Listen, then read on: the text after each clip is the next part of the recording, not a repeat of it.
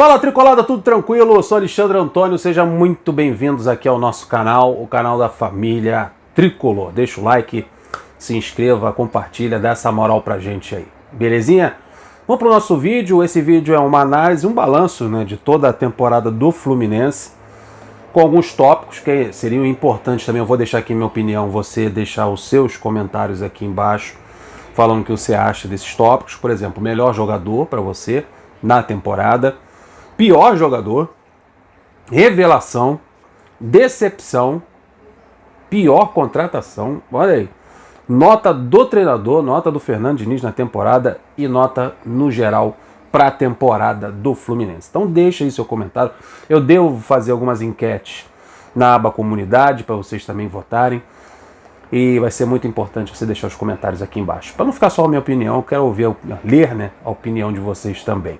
Vamos começar como melhor jogador, que na minha opinião é no plural, melhores jogadores. Não tem como escolher, elencar. Claro que o Cano tem que estar nessa lista, pela temporada que ele fez, 44 gols na temporada, 26 gols no Campeonato Brasileiro. Então certamente era o melhor jogador do Fluminense nesse ano de 2022.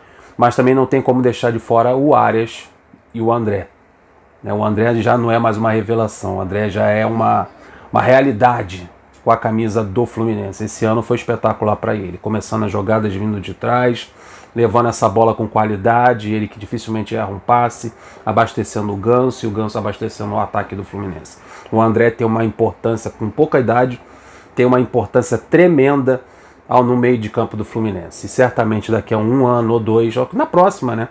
Na próxima temporada da seleção brasileira, após a Copa, certamente o André será constantemente convocado para a seleção brasileira e vai para a próxima Copa do Mundo. É um excelente jogador e nesse ano, para você ver a importância do André, nesse ano até função de zagueiro ele fez, constantemente houve essa modificação, esse reposicionamento do André, tirando um zagueiro, recuando ele, colocando mais uma peça no meio de campo.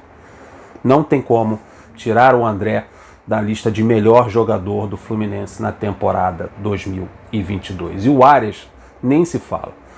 Jogador colombiano que chegou, muito rápido, driblador, abusado, dando muitas assistências. Muitos dos gols que o Cano fez na temporada vieram de passes do Arias, é a peça fundamental do ataque do Fluminense, jogou quase todos os jogos, com muita disposição, com muito talento e qualidade. Grande jogador, o Arias. Então, na minha opinião, Cano, Arias e André são os melhores jogadores do Fluminense na temporada 2022. Agora, pior jogador. Pior jogador é complicado, né? Claro que o Caio Paulista tem que estar nessa lista, na minha opinião. Não gosto do futebol dele, mas temos também que ser sermos justos. O Caio Paulista jogou praticamente grande parte do ano jogando improvisado na lateral esquerda. Mas o Cristiano tem que estar nessa lista. É um jogador que é da posição, é da lateral esquerda, custou muito caro ao Fluminense e em nenhum momento mostrou que poderia ser útil ao Fluminense durante a temporada. Realmente um erro na contratação do Cristiano e, palavras do Mário, vamos aguardar para ver se a contratação valeu ou não a pena, que é muito cedo, mas fez isso. Ele deu esse pronunciamento numa coletiva, quando fizeram um questionamento sobre a contratação, sobre o dinheiro gasto na contratação do Cristiano.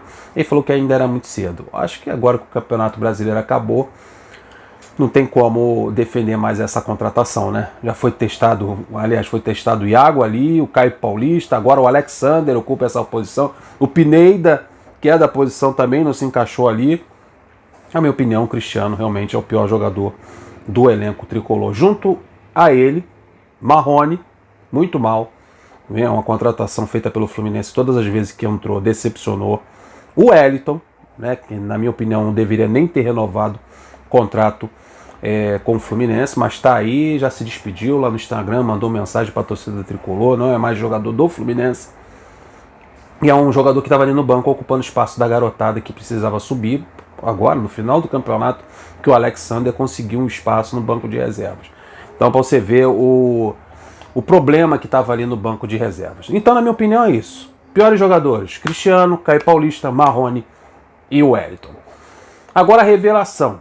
revelação. Um time recheado de jogadores de 33, 35 anos, jogadores mais experientes, jogadores acima de 20 anos, um time envelhecido do Fluminense a certo ponto. É difícil você encontrar uma revelação. Acho que a revelação ela chegou nas rodadas finais. Nessas últimas 3 rodadas surgiu a revelação do Fluminense no campeonato. E essa revelação se chama Alexander. Chegou surpreendendo a todos, porque todos o conhecem como volante no sub-20, né? Sub-20, sub-23, ele foi escalado na lateral esquerda, entrou no decorrer de uma partida jogando na lateral esquerda, no segundo jogo já era titular da lateral esquerda e terminou o Brasileirão jogando na lateral esquerda como titular. Aí ficamos sabendo que lá no sub-15, lá nos primórdios, ele começou como lateral esquerdo. Aí foi uma grata surpresa, acho que fez boas partidas e tirou um pouquinho o pé da diretoria do acelerador em contratar um lateral esquerdo.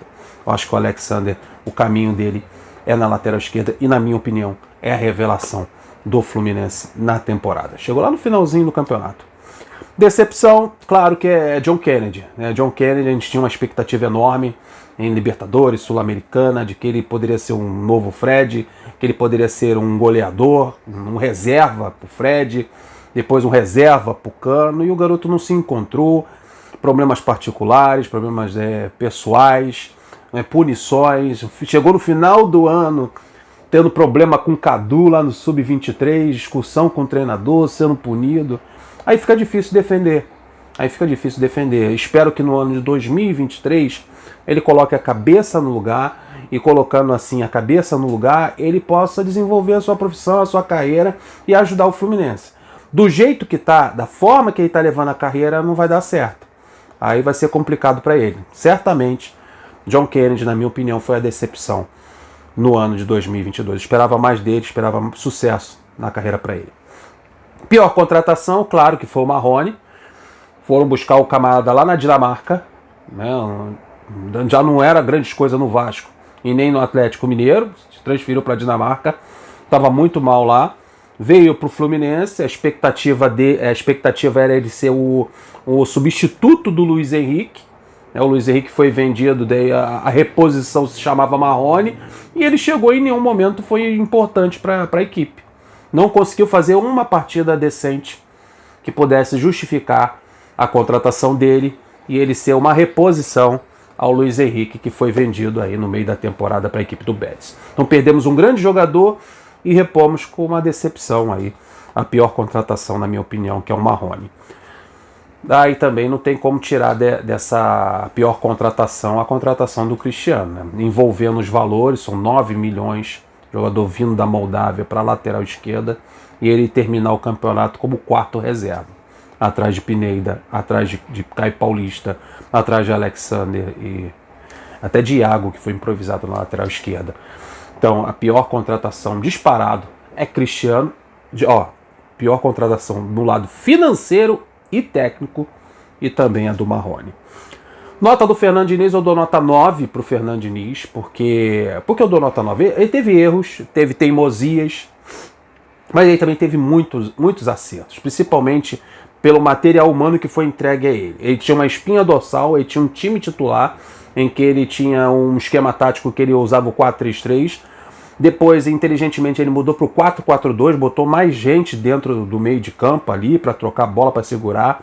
O Fluminense sempre propondo o jogo, sempre agredindo o adversário, jogando um bom futebol, criando alternativas, tendo 70% a 65% de posse de bola.